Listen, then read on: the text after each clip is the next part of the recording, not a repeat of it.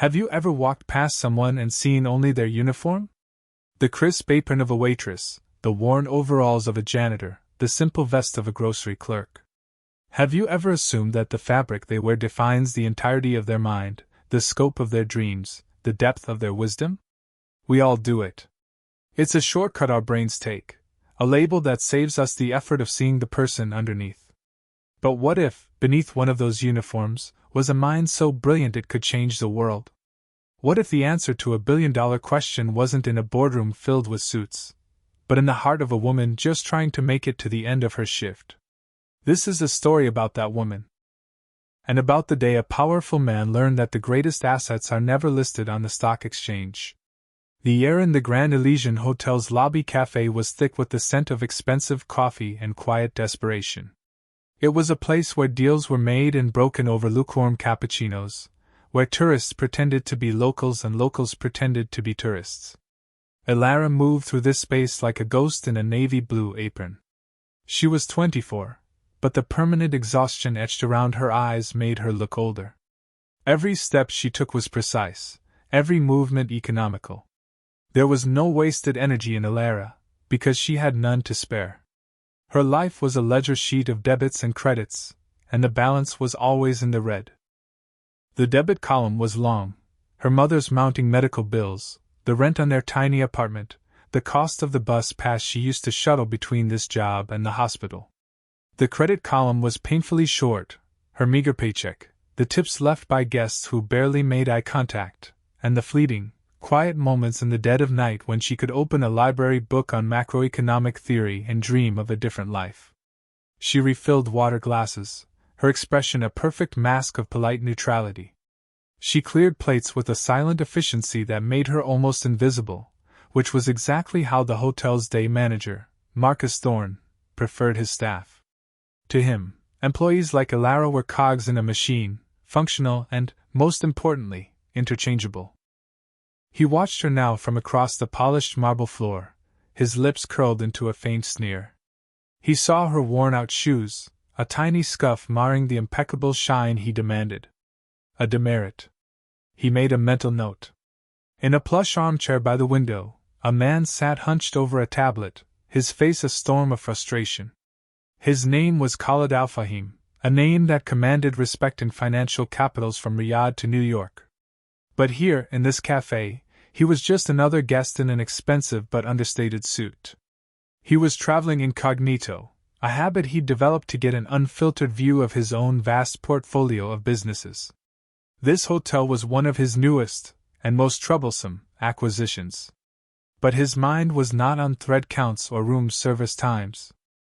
It was on a renewable energy company in his portfolio, a venture meant to be his legacy, that was now hemorrhaging money so fast it threatened to become a black hole. He jabbed a finger at his tablet, his jaw tight. The numbers were mocking him. The projections, once so bright and optimistic, were now a cascade of crimson ink. His team of highly paid analysts and executives had given him 100 different solutions, 1,000 pages of reports filled with jargon and excuses, but none of them felt right. They were all just rearranging deck chairs on a sinking ship. He felt a profound sense of disconnection, a loneliness that only came from being at the very top, surrounded by people who told you what they thought you wanted to hear. He was tired of the noise, the sycophantic chorus of agreement. He needed clarity. He needed a single, simple truth. But in his world, truth was the most expensive and elusive commodity of all. He sighed, rubbing his temples, the weight of 1,000 decisions pressing down on him. At that moment, Elara approached his table, a silver coffee pot in her hand. "More coffee, sir?" she asked, her voice soft, unobtrusive. It was a question she had asked 100 times that day. It was the sound of her invisibility. Khalid barely looked up. He was stewing in the toxic brew of his own frustration. He had just ended a video call with his board, a call filled with panicked voices and deflections. "The market is volatile," one had said. "Unforeseen geopolitical factors," another had offered. Excuses, all of them. He felt a surge of cynical, bitter energy. He looked up and saw the waitress, her posture perfect, her expression neutral, waiting patiently for his answer. He saw her name tag, Elara. A simple name. A simple girl, he thought, with a simple life. No multi-billion-dollar headaches, no legacy to protect. A wave of dark, misplaced humor washed over him. He wanted to mock the universe, to perform a small act of absurdity that matched the chaos in his own head. He gestured dismissively at his tablet, the screen glowing with catastrophic financial charts. "Forget the coffee," he said, his voice dripping with a sarcasm he didn't expect her to understand. "You seem to have a calm spirit, Elara. You have it all figured out. Tell me, what would you do?" He leaned forward, a cruel glint in his eye. "I have a subsidiary. A green energy company. It was supposed to power half a continent. Instead, it's draining my empire. My experts are lost. So tell me, oh wise waitress, what should I do with my failing billion-dollar venture?" He smirked, expecting a stammer, a confused blush, perhaps a nervous giggle before she scurried away. He was not being kind. He was using her as a whetstone to sharpen his own anger, a blank wall against which he could throw his frustration.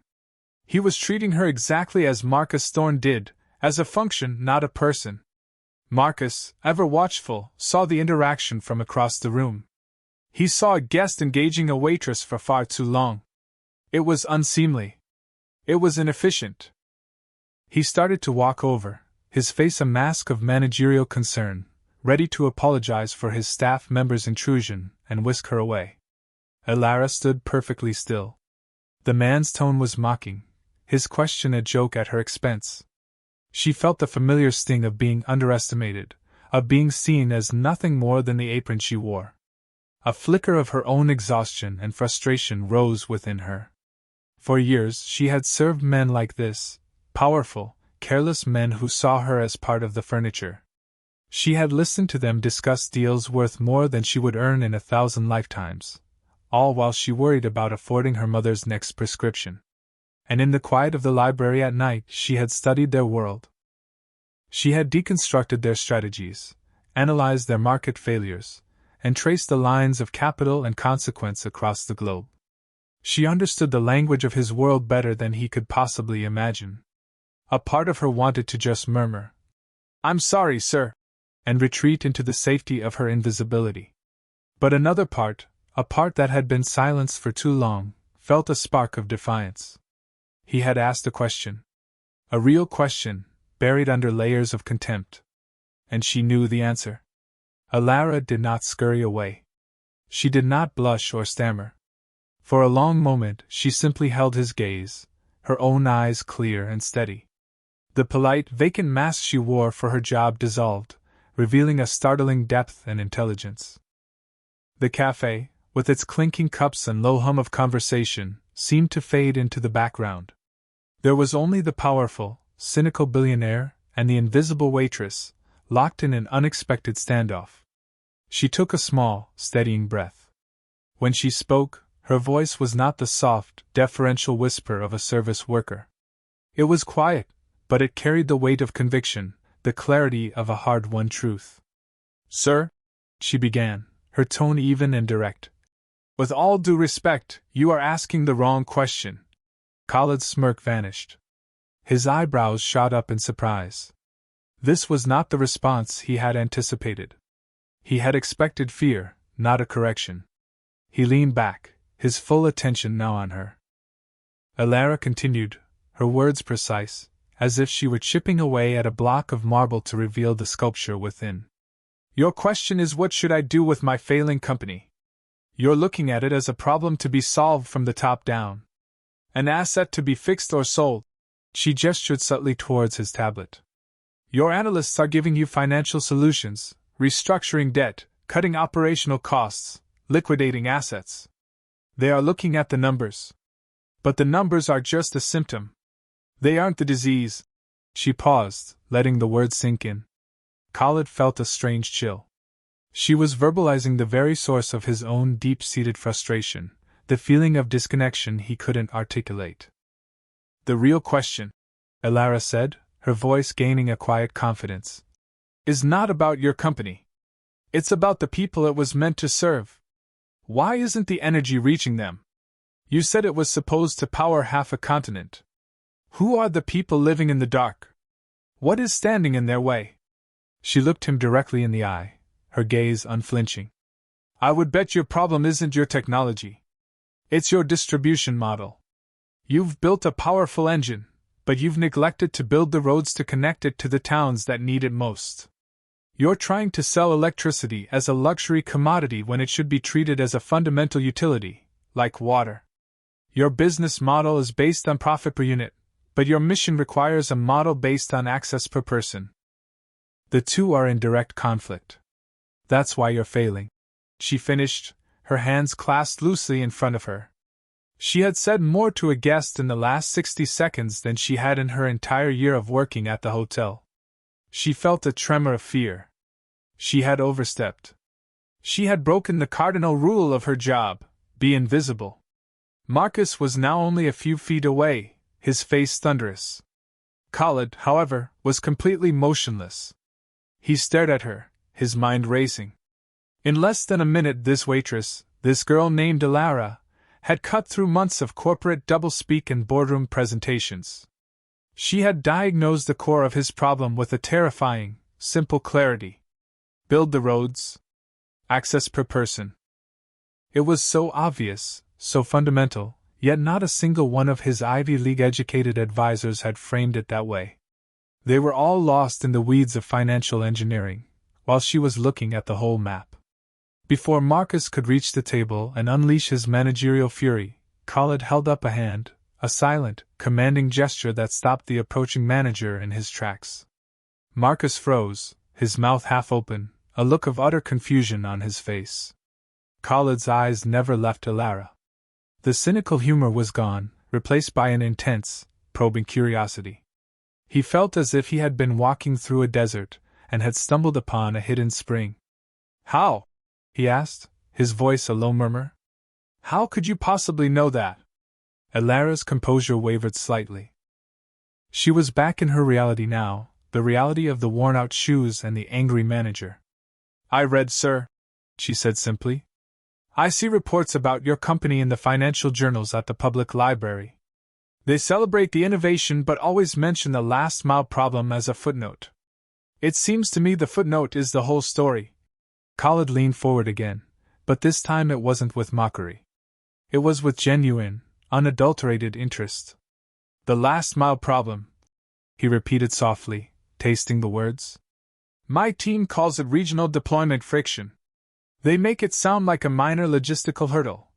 He gestured for her to continue, a silent invitation. They see it as a line item in a budget. Alara explained, her confidence returning as she stepped onto the familiar ground of economic theory. But it's not just about logistics. It's about trust. You are an outside corporation trying to enter communities that have their own systems, their own economies. You can't just build a power plant and expect people to welcome you. You have to integrate. You have to empower local leaders, create local jobs, make the community a partner, not just a customer. She used a simple analogy, one born from her own world. It's like a kitchen, sir. You can have the best, most expensive oven in the world, but if you don't have a good relationship with the local farmers who supply the ingredients, you'll never serve a great meal. Marcus watched this exchange with growing horror. This was a flagrant breach of protocol. He tried to interrupt again. Sir, I do apologize. I will find you a more experienced staff member to assist you. Alara, you have tables waiting. Khalid shot him a look so cold it could have frozen fire. This young lady is assisting me perfectly. Do not interrupt us again. In fact, you may leave. The dismissal was absolute. Marcus's face turned a blotchy red. Humiliated, he gave Alara a look of pure venom before turning on his heel and retreating, his authority shattered in front of his own staff. Khalid turned back to Alara, his expression now one of deep respect. Tell me more, he said. Tell me about the farmers. And so, in the middle of the bustling cafe, with the clatter of silverware around them, the conversation continued. For the next hour, Alara spoke, and the billionaire listened. She talked about microfinance models, community-owned distribution grids, and profit-sharing initiatives that would turn consumers into stakeholders. She didn't use a single piece of corporate jargon. She spoke of people, of needs, of connections. She painted a picture not of a corporation, but of an ecosystem. Khalid was mesmerized. He had spent a fortune on the world's best consultants, and a waitress with library books was giving him more value than all of them combined. He knew, with a certainty that settled deep in his bones, that this was a pivotal moment in his life. This chance encounter was no longer a joke. It was an intervention. Finally, Khalid stood up. The cafe was beginning to empty as the lunch rush subsided. "This conversation is not over," he said, his voice firm. "But it cannot continue here." He looked around the opulent room, seeing it now with new eyes. He saw the polite, artificial smiles of the staff, the invisible walls between the guests and the people who served them. He had built this place, yet he had never truly seen it until now. "Walk with me," he commanded gently. He led Alara away from the cafe, through a private staff corridor, and into a silent, express elevator. As the doors slid shut, encasing them in a small, wood-paneled box, Alara's heart pounded in her chest. She had no idea where they were going or what was happening. She was acutely aware of her simple uniform next to his impeccably tailored suit. In the confined space, the chasm between their worlds felt both vast and non-existent. The elevator opened directly into a breathtaking penthouse suite that occupied the entire top floor.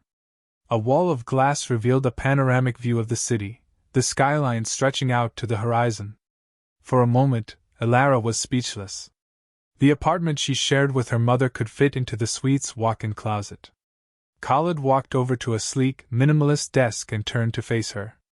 "My name is Khalid Al-Fahim," he said, his voice devoid of any pretense. "This hotel, the one you work in, is mine. The company we were discussing, it is also mine." Alara's eyes widened, but she said nothing. The shock was a cold wave, but she refused to be swept away by it. She simply nodded, absorbing the information, her mind already connecting the dots. It made a terrifying kind of sense. He watched her reaction closely, impressed by her composure. There was no fawning, no sudden change in her demeanor. She was the same person in the penthouse as she had been in the cafe. "I did not mean to deceive you," he continued, "and I must apologize for my behavior earlier. My sarcasm was born of frustration, and it was inexcusable. You were under a lot of pressure," Alara said, her voice a quiet murmur. It was a statement of fact, not an excuse for him. This simple act of empathy seemed to affect Khalid more than his confession. He looked away for a moment, genuinely moved. "I want to know who you are, Alara," he said, his gaze returning to her. "Not the waitress. The woman who understands that a footnote can be the whole story. Tell me about yourself." And so she did. She told him about her dream of studying economics, about the scholarship she had won and then lost when her mother fell ill. She spoke of her mother's grace and resilience in the face of a chronic, debilitating illness. She described the crushing weight of the medical debt, a mountain that grew larger with every passing day. She explained how her late-night studies were not just a passion, but a desperate search for a lifeline, a way to understand the systems that governed her life so she could one day find a way to beat them. She spoke not with self-pity, but with a quiet, fierce dignity. Khalid listened, his expression unreadable but his attention absolute. He heard the story of a brilliant mind trapped by circumstance, of a daughter's profound love, of a quiet battle being fought every single day. He realized that her insights didn't come just from books. They came from life. She understood scarcity, risk, and the human cost of a flawed system because she lived it. Her wisdom was not theoretical, it was forged in the fire of necessity. When she finished, a heavy silence filled the room, broken only by the distant hum of the city below. Khalid walked to the window and looked out at the sprawling metropolis, a city full of millions of stories just like Alara's, hidden in plain sight. He had spent his life building an empire of things, of buildings, companies, and assets. But what was it all worth if it was disconnected from the human foundation upon which it was all built? The world is full of intelligent people, he said, more to himself than to her. But wisdom is rare. And it is almost never found in the places we are told to look for it. He turned back to her, a decision solidifying in his mind. It was a risk. It was unconventional. It was, by any business school standard, insane. And it was the clearest, most logical thing he had done in years. "Tomorrow morning," he said, "I am holding an emergency board meeting. I am flying my executive team in from 3 different continents. The sole topic of discussion will be the future of my renewable energy division. I want you to be there." Elara stared at him, her mind struggling to process his words. "Me? In a board meeting? Sir, I'm a waitress. What could I possibly say to them?" "You will say exactly what you said to me," Khalid replied, his voice ringing with newfound purpose. "You will give them the truth. Unvarnished. Uncomplicated. They are lost in the jungle of their own complexity. You will be their compass." News of the billionaire's bizarre new consultant spread through the hotel's executive levels like wildfire. Marcus Thorne, still smarting from his public humiliation, was the primary source of the blaze. He made it his personal mission to frame the situation not as the discovery of a hidden talent, but as the dangerous whim of an eccentric and stressed-out owner. He cornered senior managers in hallways, his voice a conspiratorial whisper. "He's not thinking clearly," Marcus would say, his face a mask of false concern. "He's been under immense pressure with the energy subsidiary. Now he's latched onto this girl. A waitress. Can you imagine the optics? He's going to make us a laughingstock." His words were poison, carefully dripped into the ears of people who thrived on hierarchy and convention. The idea of a service worker entering their sacred space, the boardroom, was more than just unusual, it was an affront. It challenged the very foundation of their world, a world built on credentials, titles, and a carefully maintained distance from the little people. To them, Elara was not a person with ideas, she was a disruption, a dangerous anomaly. Marcus's campaign of quiet sabotage was incredibly effective. By the time Khalid's private jet carrying his top executives touched down, the narrative was already set. They arrived not with open minds, but with a mixture of morbid curiosity and deep-seated skepticism. They saw Elara as a temporary distraction, a problem to be managed until their boss came to his senses. Khalid was not naive. He knew exactly what was happening. He could feel the resistance, the polite but firm condescension from his most trusted lieutenants when he informed them of Elara's role in the upcoming meeting. "With all due respect, Khalid," his COO, a sharp man named Julian, had said over the phone, "perhaps we should have her prepare a brief for us to review first?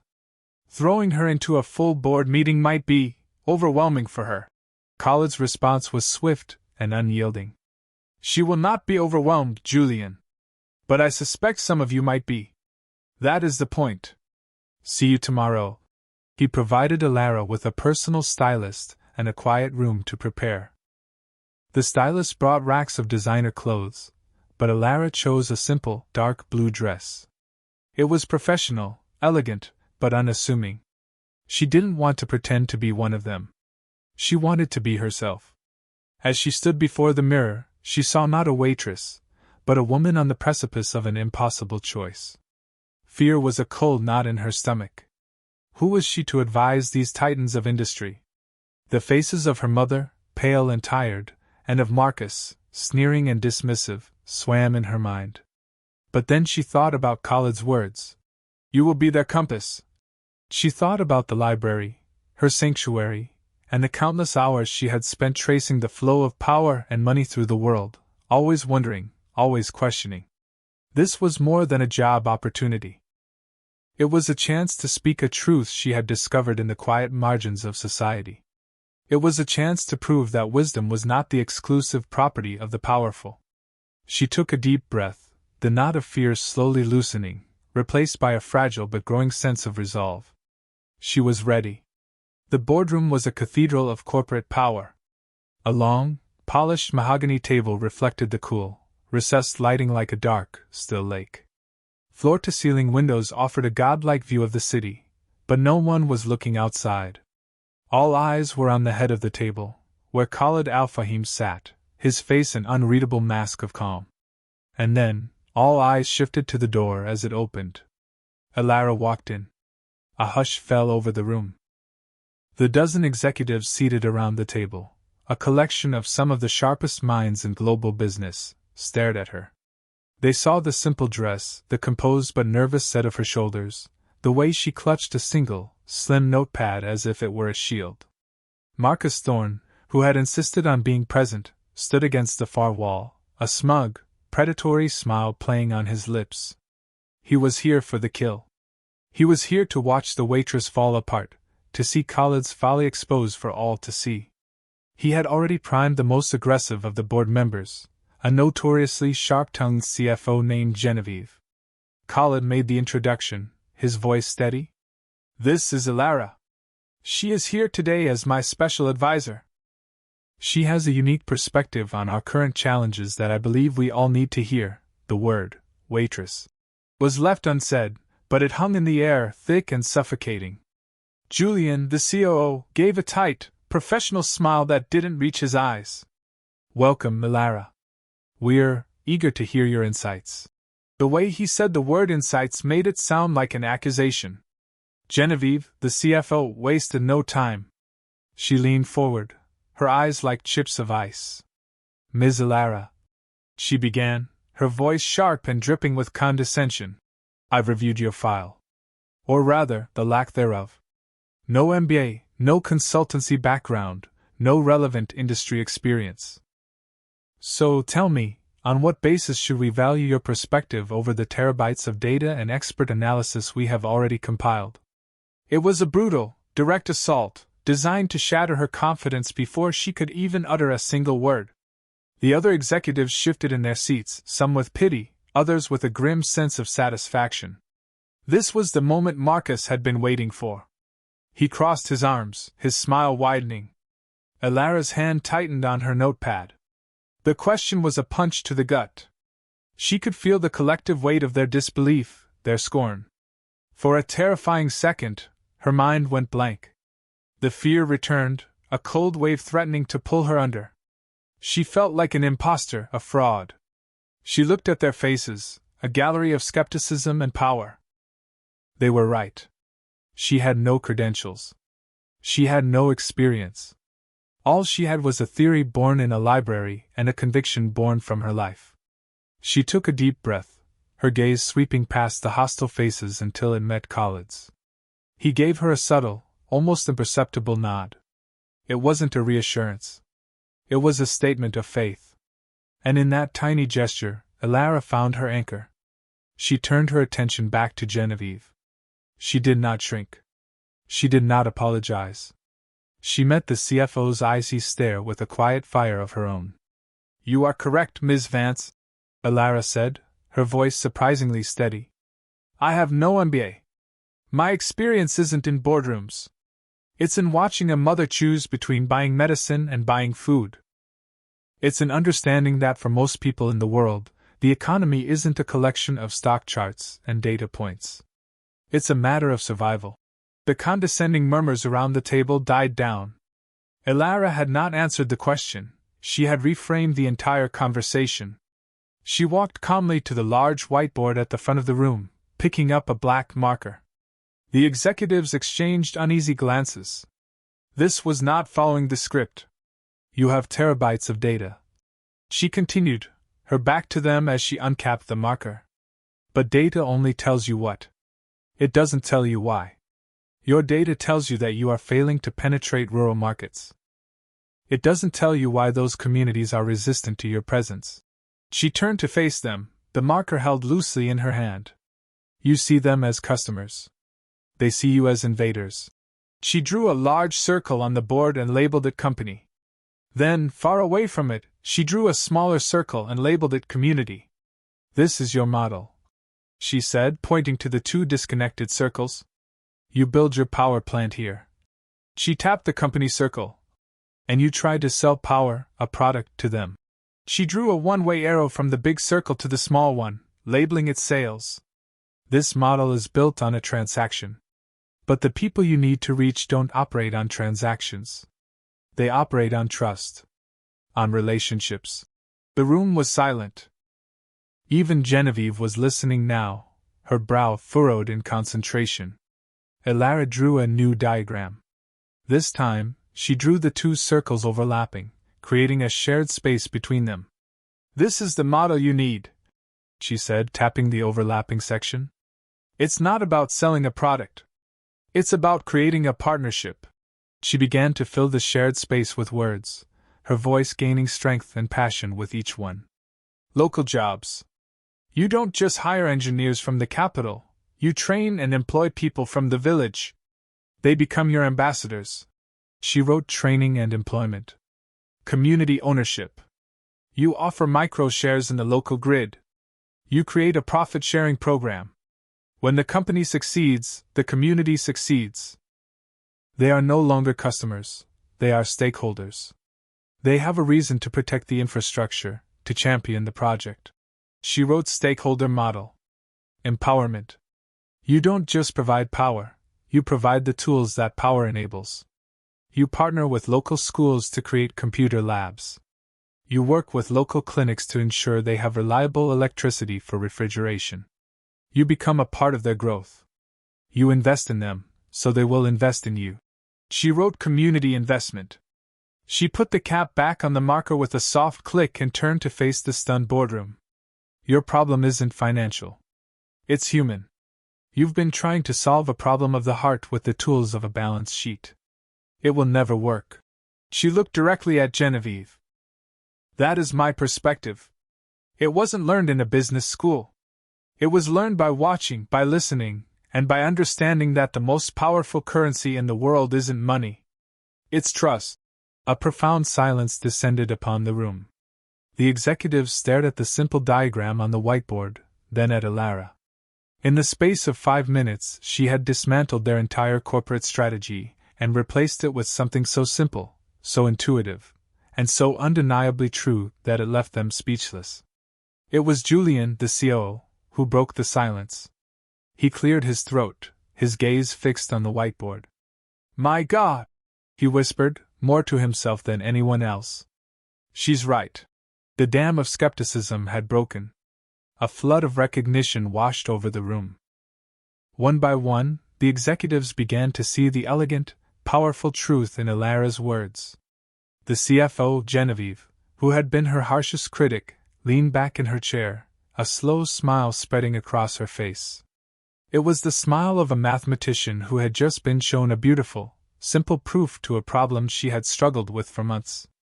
The last mile problem, she said, looking at Elara with newfound respect. We've been trying to buy our way through it. We never once considered earning our way through. An energetic discussion erupted around the table. The executives, their minds now unlocked from the prison of their old assumptions, began to build on Elara's framework. They talked about pilot programs, about partnering with NGOs, about creating foundations for community development. The energy in the room had transformed from hostile skepticism to unbridled, creative excitement. They weren't just talking about saving a subsidiary anymore. They were talking about redesigning their entire corporate philosophy. Elara stood by the whiteboard, a quiet observer to the storm she had unleashed. She had given them the compass. Now they were charting the course. Marcus Thorne, standing by the wall, was invisible. His smug smile had long since vanished, replaced by a pale, slack-jawed expression of disbelief. The world as he knew it, a world of rigid hierarchies and predictable outcomes, had been turned upside down by a waitress. He had bet on the system, on credentials, on the status quo. And he had lost. Khalid watched it all, a deep, profound sense of satisfaction washing over him. He had taken a risk, a wild, improbable gamble on a person everyone else had overlooked. And it had paid off more than he could have ever imagined. Elara had not just given him a business solution, she had given him back his purpose. She had reminded him that his empire was not just about profit and loss, it was about people. At the end of the 3-hour meeting, a new plan was in place, a plan so radical and so promising that the atmosphere in the room was electric. As the executives filed out, many of them stopped to shake Alara's hand, to thank her, their eyes filled with genuine admiration. When the room was empty, save for Khalid, Alara, and the ghost of Marcus Thorne, Khalid turned to her. "I believe I offered you a role as a special advisor," he said, a warm smile on his face. "I would like to amend that offer. I am creating a new position, Head of Community and Social Integration, for my entire global portfolio. It will report directly to me. The position is yours if you want it." He named a salary, a number so large it seemed unreal to Alara. It was more than just a salary. It was freedom. It was the end of the mountain of debt. It was the best medical care in the world for her mother. It was a new life. Tears welled in Alara's eyes, tears of shock, of relief, of gratitude. For the first time in a very long time, she could see a future that wasn't defined by struggle. "Yes," she whispered, her voice thick with emotion. "Yes, I accept." Khalid then turned his attention to Marcus, who was trying to shrink into the wall. "Mr. Thorne," Khalid said, his voice now cold and hard. "Your obsession with titles and uniforms has made you blind to the talent standing right in front of you. You are a liability to any organization that values people." He paused. "You are not fired. That would be too easy. Your new assignment is to lead the pilot program for our first community integration project. You will live in the village. You will work with the local leaders Alara spoke of. You will learn what it means to build trust from the ground up. Perhaps then, you will finally understand what business you are truly in." Marcus stared at him, his face ashen. It was a fate worse than being fired. It was a sentence of forced enlightenment. He simply nodded, defeated, and walked out of the room, a man stripped of his power and his prejudice, left with only a long, hard road ahead. The final scene is not in a boardroom. It is in a bright, sun-drenched room in the city's finest long-term care facility. Soft music plays in the background. Alara sits by the bedside of her mother, holding her hand. Her mother, looking more peaceful and healthier than she has in years, is smiling, her eyes clear. The weight of financial worry, which had been a constant shadow over them, is gone. The sunlight streams through the window, illuminating the quiet joy on both of their faces. Alara is wearing a simple dress not unlike the one she wore to the boardroom, but her shoulders are relaxed. The look of perpetual exhaustion is gone, replaced by a serene confidence. She is no longer just surviving. She is thriving. She has not forgotten where she came from. Her new role has taken her around the world, to small villages and forgotten towns, where she implements the same human-centric philosophy she brought to that boardroom. She is building roads, both literal and metaphorical, connecting power to people, and in doing so, connecting a global corporation back to its humanity. Khalid often joins her on these trips. The jaded billionaire is gone, replaced by a man filled with a renewed sense of vigor and purpose.